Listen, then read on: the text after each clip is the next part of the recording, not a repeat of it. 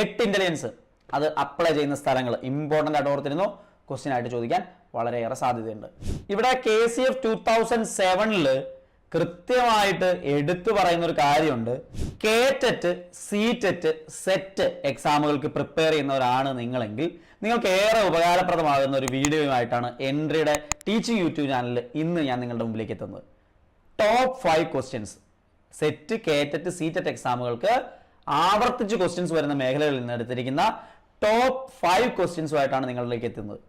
ഈ top 5 questions വെറുതെ ചോദ്യങ്ങൾ മാത്രം ഡിസ്കസ് ചെയ്യല്ല, മറിച്ച് ഈ ക്വസ്റ്റ്യൻസുമായിട്ട് ബന്ധപ്പെട്ട് നിൽക്കുന്ന തിയറി പാർട്ട് വളരെ വിശദമായിട്ട് ഡിസ്കസ് ചെയ്യുന്ന രീതിയിലാണ് ഇന്നത്തെ ഈ ക്ലാസ് നിങ്ങൾക്ക് നൽകാൻ പോകുന്നത്. നിങ്ങൾ തീർച്ചയായിട്ടും ഈ ക്ലാസ് കണ്ട ശേഷം ഫീഡ്ബാക്ക് അറിയിക്കുക.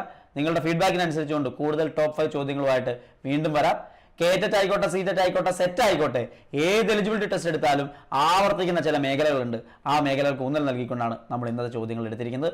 വിവിധ എക്സാമുകളിൽ ചോദിച്ചിട്ടുള്ള ക്വസ്റ്റ്യൻ പേപ്പറുകളെ സമഗ്രമായി വിലയിരുത്തി അതിൽ നിന്ന് എടുത്തിരിക്കുന്ന ചോദ്യങ്ങളാണ് ടോപ്പ് 5 ചോദ്യങ്ങളായിട്ട് നിങ്ങളിലേക്ക് എത്തിക്കുന്നത്.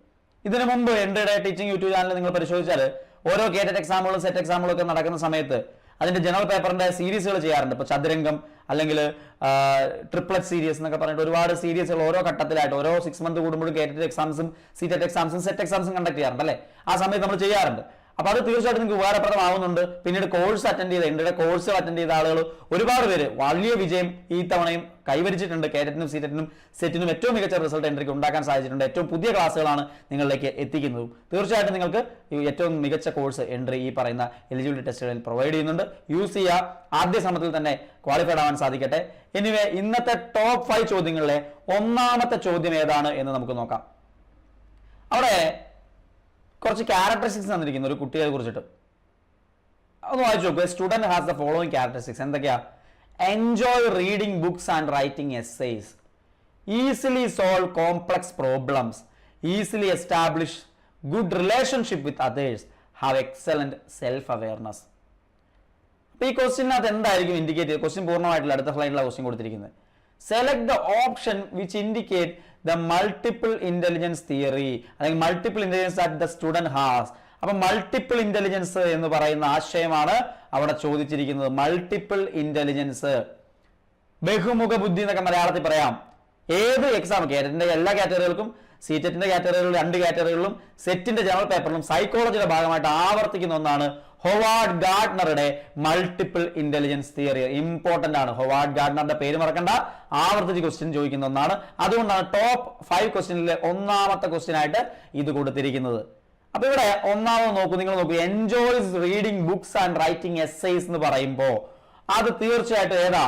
അത് ലിംഗ്വിസ്റ്റിക് ആൻഡ് വെർബൽ ഇന്റലിജൻസ് ആണ്. ഭാഷാപരമായ ബുദ്ധിയാണ്. ഒരാൾക്ക് എന്താ എസ്സേ ഒക്കെ നന്നായിട്ട് എഴുതാൻ പറ്റുന്നുണ്ട്, അല്ലെങ്കിൽ റീഡിംഗ് ബുക്സ് ഹാബിറ്റ് ഉണ്ടെങ്കിൽ അത് ലിംഗ്വിസ്റ്റിക് ആൻഡ് വെർബൽ ഇന്റലിജൻസിൽ വരുന്നതാണ്. പക്ഷെ എല്ലാ ഓപ്ഷനിലും ആദ്യത്തെ ഓപ്ഷൻ അതായതുകൊണ്ട് നമുക്കൊരു ആൻസറിലേക്ക് അവിടെ എത്താൻ സാധിക്കുന്നില്ല. സാധാരണ ഇതിൽ ഇങ്ങനത്തെ ക്വസ്റ്റ്യൻസ് ഒക്കെ 1-2 എണ്ണം അറിയാമെങ്കിൽ തന്നെ എന്ത് ചെയ്യാൻ പറ്റും? ക്യാൻസലേഷൻ മെത്തേഡ് വെച്ച് ആൻസറിലേക്ക് എത്താനായിട്ട് സാധിക്കും എന്നുള്ളതാണ്. അപ്പൊ അടുത്ത ചോദ്യം, അടുത്ത ഓപ്ഷൻ നോക്കൂ. Easily solve complex problems. Complex പ്രോബ്ലംസിനെ ഈസിലി സോൾവ് ചെയ്യാൻ പറ്റുന്നത് ലോജിക്കൽ മാത്തമാറ്റിക്കൽ ഇന്റലിജൻസ് ആണോ, വിഷ്വൽ സ്പെഷ്യൽ ഇന്റലിജൻസ് ആണോ, ഇന്റർപേഴ്സണൽ ഇന്റലിജൻസ് ആണോ? തീർച്ചയായിട്ടും അത് ലോജിക്കൽ മാത്തമാറ്റിക്കൽ ഇന്റലിജൻസ് ആണ്.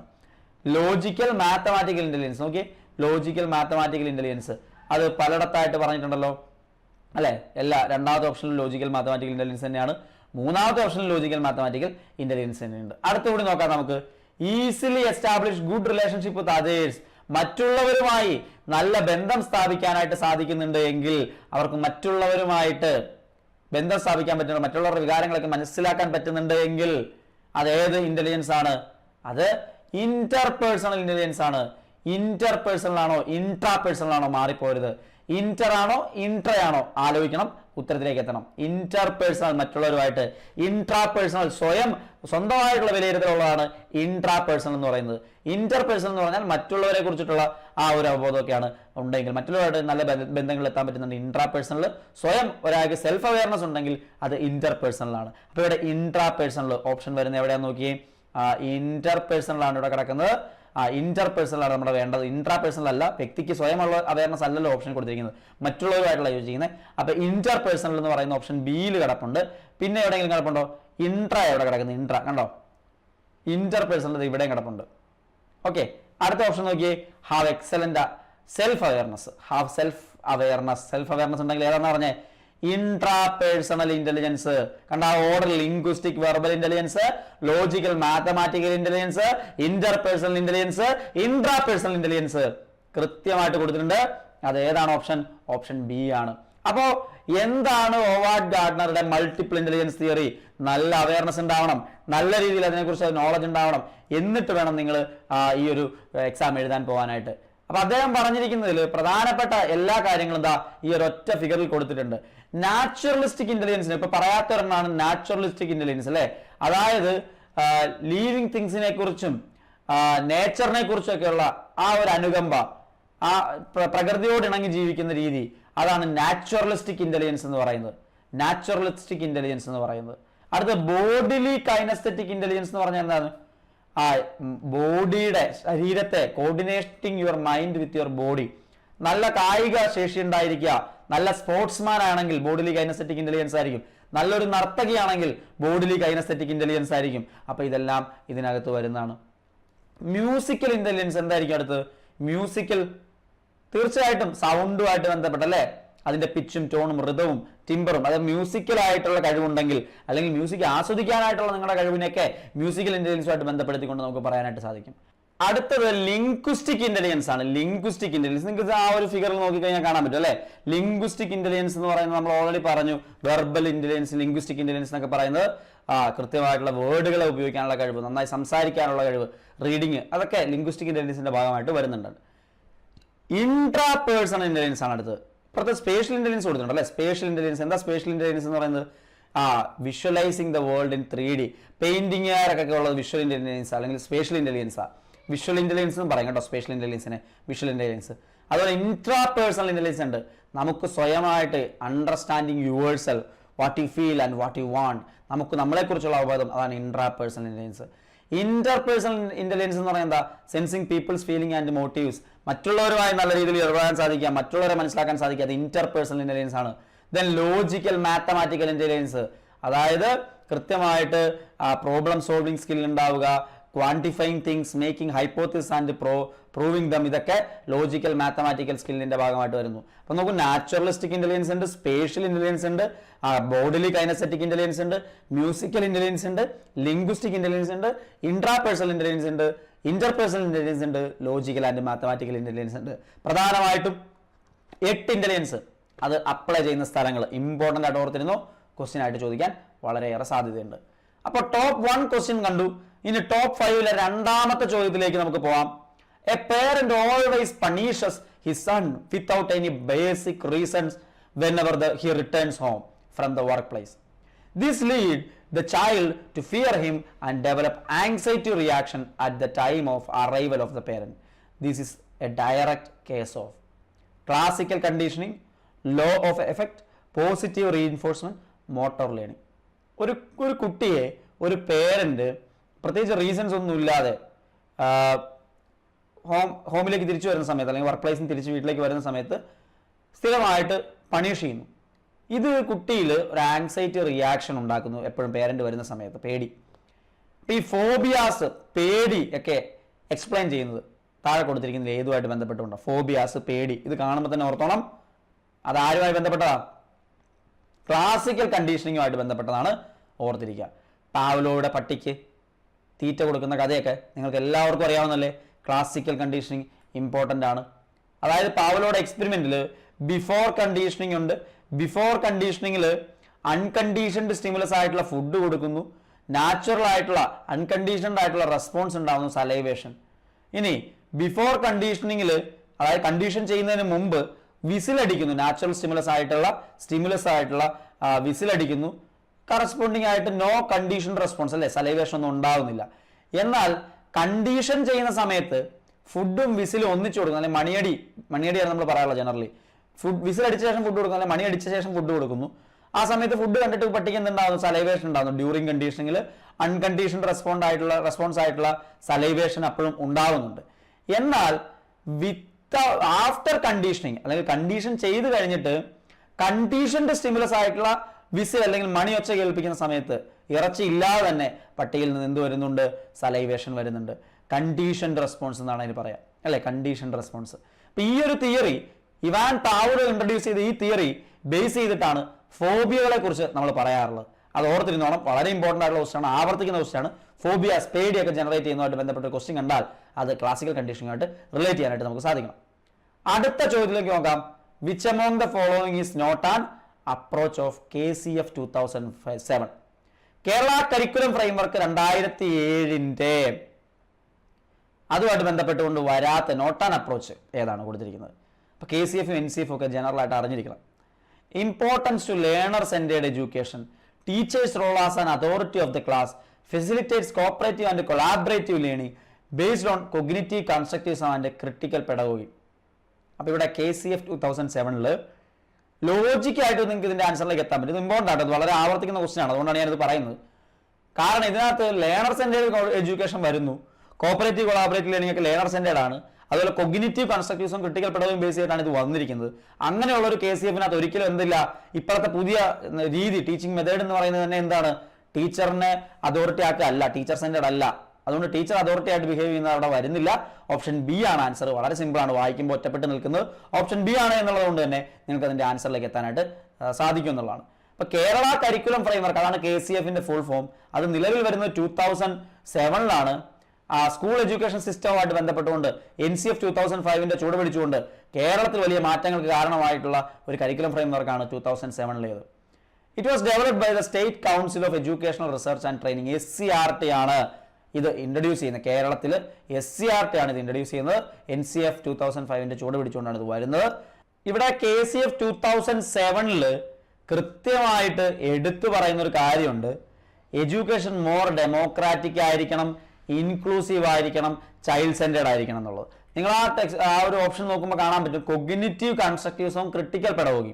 അതിൽ critical pedagogy of the oppressed എന്ന് പറയുന്ന പൗലോ ഫ്രയറുടെ ആശയത്തെ ഫോക്കസ് ചെയ്യുന്ന കാര്യമാണ്. അത് ഡെമോക്രാറ്റിക് ആയിട്ടുള്ള, ചൈൽഡ് സെന്റേർഡ് ആയിട്ടുള്ള, എല്ലാവരെയും ഉൾക്കൊള്ളിച്ചുകൊണ്ടുള്ള കൺസെപ്റ്റൊക്കെയാണ് അതിനകത്ത് പറയുന്നത്. അപ്പൊ അത് ശരിയായിട്ടുള്ള ആൻസർ തന്നെയാണ്.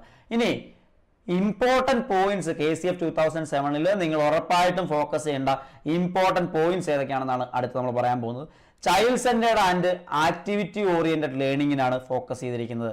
ചൈൽഡ് സെന്റേർഡ് ആയിട്ടുള്ള, ആക്ടിവിറ്റി ബേസ്ഡ് ആയിട്ടുള്ള ലേണിങ്ങിനെ പ്രൊമോട്ട് ചെയ്യുന്നുണ്ട്. അതുപോലെ തന്നെ ലേണിംഗ് ബൈ ഡൂയിങ് ആണ് പ്രാധാന്യം കൊടുക്കുന്ന കാര്യം. റോഡ് മെമ്മറൈസേഷൻ അല്ല, കാണാതെ പാഠം പഠിക്കുകയല്ല, ലേണിംഗ് ബൈ ഡൂയിങ്ങിന് വലിയ പ്രാധാന്യം കൊടുക്കുന്നു. അതുപോലെ തന്നെ കൺസ്ട്രക്റ്റിവിസ്റ്റിക് അപ്രോച്ച് ആണ്, നമ്മൾ കണ്ടു അല്ലെ, കൺസ്ട്രക്റ്റിവിസ്റ്റിക് അപ്രോച്ചിനെയാണ് ഇതിൽ ബേസ് ചെയ്തിരിക്കുന്നത്. Knowledge constructed by the learner എന്നുള്ളതാണ് ഇവിടെ ആശയമായിട്ട് ഇൻട്രൊഡ്യൂസ് ചെയ്യുന്നത്. Teachers act as a facilitator rather than knowledge provider. Teachers എന്ന് പറയുന്നത് ഒരു ഫെസിലിറ്റേറ്റർ ആയിട്ട് ആക്ട് ചെയ്യാണ്, നോളജ് ചുമ്മാ കൊടുക്കുന്ന ആളല്ല, ഫെസിലിറ്റേറ്റർ ആയിട്ട് ആക്ട് ചെയ്യാണ്. Democratic and inclusive education promoted equity and social justice. അപ്പൊ കൃത്യമായിട്ട് സാമൂഹ്യ നീതിയെ ഫോക്കസ് ചെയ്തുകൊണ്ട് democratic and inclusive education, pedagogy of the president ആശയങ്ങൾ ഉപയോഗിച്ചുകൊണ്ട് ആണ്, ക്രിട്ടിക്കൽ പെഡഗോഗിക്ക് വലിയ പ്രാധാന്യം കൊടുത്തുകൊണ്ടാണ് ഇത് മുമ്പോട്ട് വന്നിരിക്കുന്നത്. KCF മുന്നോട്ട് വയ്ക്കുന്ന ആശയം. അതായത് discrimination, caste, gender or economical ബാക്ക്ഗ്രൗണ്ട്സിന്റെ ബേസിലുള്ള അരികുവൽക്കരിക്കപ്പെട്ട് പാർശ്വവൽക്കരിക്കപ്പെട്ട ജനങ്ങളെ മാറ്റി നിർത്തുന്ന രീതിയെ പാടെ റിമൂവ് ചെയ്യുക എന്നുള്ളതാണ് ഈ ഒരു KCF 2007 ഫോക്കസ് ചെയ്യുന്ന കാര്യം. Focus on education for all including marginalised and differently abled children's. ഇതൊക്കെയാണ് അതിന്റെ ആശയം എന്ന് പറയുന്നത്. നാലാമത്തെ പ്രധാനപ്പെട്ട കാര്യം, മാതൃഭാഷയ്ക്ക്, മദർ ടങ്ങിന് വലിയ പ്രാധാന്യം കൊടുക്കുന്നുണ്ട്, മലയാളത്തിന് വലിയ പ്രാധാന്യം കൊടുക്കുന്നുണ്ട്. ആദ്യകാല പഠനങ്ങളിൽ മലയാളത്തിന് വലിയ ഏർലി എഡ്യൂക്കേഷനിൽ better understanding explanation mother tongue ആണ് ഇമ്പോർട്ടൻ്റ് ആയിട്ട് പഠിക്കേണ്ടത് എന്നത് കൃത്യമായിട്ട് പറയുന്നുണ്ട്. അതുപോലെ integration of life skill and value, focus on holistic development, inclusion, emotional, social and ethical dimensions. അപ്പോൾ inclusion, emotional, social and ethical ഡയമെൻഷൻസിനൊക്കെ വലിയ പ്രാധാന്യം കൊടുത്തുകൊണ്ട് ലൈഫ് സ്കിൽസിന് വലിയ പ്രാധാന്യം കൊടുക്കുന്നതാണ് ഇവിടെ കാണുന്നത്. അതായത് ക്രിട്ടിക്കൽ തിങ്കിങ്, എംപതി, കോപ്പറേഷൻ, എൻവയോൺമെന്റൽ അവയർനെസ്സിനൊക്കെ വലിയ പ്രാധാന്യം കൊടുക്കുന്നുണ്ട്. അടുത്ത് continuous and comprehensive valuation. Traditional examination രീതികൾ മാറ്റിയിട്ട് കണ്ടിന്യൂസ് ആയിട്ടുള്ള അസസ്മെന്റിനാണ് പ്രാധാന്യം കൊടുക്കുന്നത്. അതുപോലെ സ്കോളസ്റ്റിക്കും കോസ്കോളസ്റ്റിക്കും ആയിട്ടുള്ള ഡെവലപ്മെന്റിന് പ്രാധാന്യം കൊടുക്കുന്നുണ്ട്. പോർട്ട്ഫോളിയോയും സെൽഫ് അവയർനെസ്സും പിയർ ഇവാലുവേഷനും ഒക്കെ വലിയ പ്രാധാന്യം കൊടുക്കുന്നുണ്ട്. Teacher empowerment and role change encouraged ongoing teacher training and reflective practice. അതായത് ടീച്ചർ എന്ന് പറയുന്ന ഒരു ഫെസിലിറ്റേറ്റർ ഓഫ് ലേണറാണ്, അതോറിറ്റി ആയിട്ടല്ല ഇവിടെ വരുന്നത്. ടീച്ചർമാരെ എംപവർമെന്റ് എന്ന് പറയുന്നതിന് വലിയ പ്രാധാന്യം കൊടുക്കുന്നുണ്ട് താനും. ഇവിടെ ICT, ഇന്റഗ്രേഷൻ ഓഫ് ICT അല്ലേ, ഇൻഫർമേഷൻ കമ്മ്യൂണിക്കേഷൻ ടെക്നോളജിക്ക് വലിയ പ്രാധാന്യം കൊടുക്കുന്നുണ്ട്. ആൻഡ് നോക്കൽ knowledge advocated the use of information and communication technology in teaching, അതുപോലെ promoted contextual learning based on local environment and culture. ഇതെല്ലാം വലിയ പ്രാധാന്യത്തോടുകൂടി ഈ KCF ഇൻട്രൊഡ്യൂസ് ചെയ്തിട്ടുള്ള കാര്യങ്ങളാണ്. Curriculum integration and thematic approach, അതായത് സബ്ജക്ട്സിലെ ഇൻ്റഗ്രേഷൻ, റിയൽ ലൈഫ് കോണ്ടക്സ്റ്റുമായിട്ടുള്ള ഇൻ്റഗ്രേഷൻ, അതിന് വലിയ പ്രാധാന്യം കൊടുക്കുന്നുണ്ട് കരിക്കുലത്തിൽ. Thematic learning rather than compartmentalised subjects and at early levels. Thematic ആയിട്ടുള്ള പഠനത്തിനാണ് ഏർലി ലെവൽസിൽ പ്രാധാന്യം കൊടുക്കുന്നത്. Focus on എൻവയോൺമെന്റൽ and health education, എൻവയോൺമെന്റൽ എഡ്യൂക്കേഷനും health എഡ്യൂക്കേഷനും വലിയ പ്രാധാന്യം കൊടുക്കുന്നുണ്ട് എന്ന് കാണാൻ പറ്റും. ഇതാണ് പ്രധാനപ്പെട്ട ഒരു 10 പോയിന്റ്സ് KCF ആയിട്ട് ബന്ധപ്പെട്ട് ആവർത്തിച്ച് ചോദിക്കുന്ന ജനറൽ ആയിട്ടുള്ള ക്വസ്റ്റ്യൻ ആണ്. ടോപ്പ് 5 നമുക്ക് പഠിക്കേണ്ട ഒരു KCF കൺസെപ്റ്റും NCF കൺസെപ്റ്റും ഉണ്ട്, ഓർത്തിരിക്കാം. ദെൻ ആവർത്തിക്കുന്ന മറ്റൊന്നാണ് IQ ആയിട്ടുള്ള രീതിയിലുള്ള ക്വസ്റ്റ്യൻസ്. IQന്റെ വാല്യൂസും അതിന്റെ തിയറീസും ഒക്കെ, ഇന്റലിജൻസ് തിയറീസും നമുക്ക് ആവർത്തിക്കുന്ന ക്വസ്റ്റ്യൻസാണ്. അപ്പോൾ ഇവിടെ എന്താണ് നമ്മൾ പറയാൻ പോകുന്നത്? IQ ലെവലുമായിട്ട് ബന്ധപ്പെട്ട കാര്യങ്ങളാണ്. A student has an IQ level of 100, that student belongs to superior, average, dull, mods. ഏതാണ് IQ ലെവൽ 100 ഉള്ള ഒരാൾ? ഇതിൽ ഏതിലാണ് വരുന്നത്? തീർച്ചയായിട്ടും അത് ആവറേജ് ആണ്. അപ്പൊ എന്താണ് ഇന്റലിജൻസ് കോഷ്യൻസ്? IQ ഉണ്ട്, EQ ഉണ്ട് കേട്ടോ. IQ എന്ന് പറഞ്ഞാൽ ഇന്റലിജൻസ് കോഷ്യൻസ്, EQ എന്ന് പറഞ്ഞാൽ ഇമോഷണൽ കോഷ്യൻസ് അല്ലേ. IQ, EQ ഇമോഷണൽ ഇന്റലിജൻസുമായിട്ട് ബന്ധപ്പെട്ടാണ് മറ്റേത്, അതിലേക്ക് വരരുത്. ഇവിടെ IQ ആണ്. IQ mental age by chronological age into 100 ആണ് ഇക്വേഷൻ. ഓർത്തിരിക്കണം, ഒരാളുടെ മാനസിക വയസ്സും അയാളുടെ കാലിക വയസ്സ്, അതാണ് നമുക്ക് ഒറിജിനലി ഉള്ള ഏജ് ഉണ്ടല്ലോ, അതാണ് ക്രോണോളജിക്കൽ ഏജ് എന്ന് പറയുന്നത്, കാലിക വയസ്സ് എന്ന് പറയും. മെന്റൽ ഏജ് എന്ന് പറഞ്ഞാൽ മാനസിക വയസ്സ്, മെന്റലി എത്രത്തോളം ഡെവലപ്ഡ് ആണ്, ഇൻറ്റു 100 ചെയ്യുമ്പോൾ നമുക്ക് IQന്റെ വാല്യൂ കിട്ടും. അങ്ങനെ കിട്ടുന്ന IQന്റെ വാല്യൂ 100 ആണെങ്കിൽ അത് ആവറേജ് ആണ്. പിന്നെ ഏതിനാണ് വെരി സുപ്പീരിയർ എന്ന് പറയുന്നത്, അല്ല ജീനിയസ് ലെവൽ എന്നൊക്കെ പറയുകയാണെങ്കിൽ 130 ആൻഡ് എബോ ആയിരിക്കും. ഇത് പല ടെസ്റ്റിലും പല റേഞ്ചിലാണ് കൊടുക്കുന്നത്. ജനറലി ഉള്ളവരെ ഞാൻ തന്നിരിക്കുന്നതാണ്, റേഞ്ച് ഓർത്തിരിക്കാന്നുള്ളതാണ്. ഇപ്പോൾ സുപ്പീരിയർ എന്ന് പറയുമ്പോൾ 120 to 129 ആണ്. ഹൈ ആവറേജ് എന്ന് പറയുമ്പോൾ 110 to 190 ആണ്. ആവറേജ് എന്ന് പറയുമ്പോൾ 90-നും 150-നും ഇടയ്ക്കാണ്. അപ്പോൾ 100 നമ്മളുടെ ക്വസ്റ്റ്യനിൽ വന്നിരിക്കുന്നത്. അതുകൊണ്ട് 90-നും 100-നും ഇടയ്ക്ക് എന്ന് പറയുന്ന ആവറേജ് ആണ്. 80-89 എന്ന് പറയുന്ന ലോ ആവറേജ് ആണ്. 70-79 എന്ന് പറയുന്ന ബോർഡർ ലൈൻ ആണ്. ബിലോ 70 എന്ന് പറയുന്ന എക്സ്ട്രീംലി ലോ ആണ്. അപ്പോൾ 130-ന് മുകളിലേക്കാണ് വെരി സുപ്പീരിയർ ജീനിയസ് ലെവൽ എന്ന് പറയുന്നത്, ഓർത്തിരിക്കുക. ദെൻ ആവറേജ് എന്ന് പറയുന്നത് 100 ആണെന്നൊക്കെ ഓർത്തിരിക്കുക. അപ്പോൾ ഈ ക്വസ്റ്റ്യനൊക്കെ ആവർത്തിക്കുന്ന ക്വസ്റ്റ്യൻസ് ആണ്, അതുകൊണ്ട് വലിയ പ്രാധാന്യത്തോടുകൂടി പറഞ്ഞതാണ്. അടുത്ത ചോദ്യം നോക്കൂ. A boy wearing a shirt with non noticeable ink spot thinks that all will notice the ink spot on his shirt. This is an example of. ഇത് പ്രധാനമായിട്ടും സെറ്റിനകത്തും അതേപോലെ തന്നെ കാറ്റഗറി 3-ക്കകത്തും ആവർത്തിക്കുന്ന ക്വസ്റ്റ്യനാണ്. അതായത് അഡോളസന്റ് ഏജിലുള്ള കുട്ടികളുടെ പ്രത്യേകതകൾ, അവരുടെ ക്യാരക്ടറിസ്റ്റിക്സ് ചോദിക്കാറുണ്ട്. ഇപ്പം ഇവിടെ personal fable, imaginary audience, identity crisis, delinquency, ഇതിലേതാണ് ഇവിടെ കാണുന്നത്? അതായത് ഒരു കുട്ടി ഷർട്ട് ധരിച്ചുകൊണ്ട് പോകുന്നു, അതിൽ വലിയ കാര്യം ശ്രദ്ധിക്കാത്തൊരു ഇങ്ക് സ്പോട്ട് ഉണ്ട്, പക്ഷെ എല്ലാവരും ഇത് തന്നെ ശ്രദ്ധിക്കും എന്നുള്ള തോന്നലിലാണ് കുട്ടി നിൽക്കുന്നത്, എല്ലാവരും ഇത് കാണും എന്നുള്ള തോന്നലാണ് കുട്ടിക്കുള്ളത്.